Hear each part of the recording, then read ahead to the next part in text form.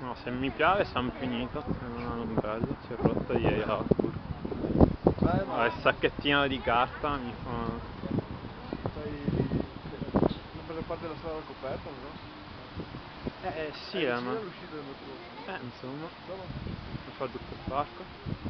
Sacchetto di carta, se piove cosa mi diventa? Se vuoi rischiare a venire con noi dopo vieni in macchina.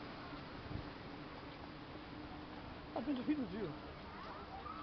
E qua Giacomo farà buggy jumping il prossimo anno.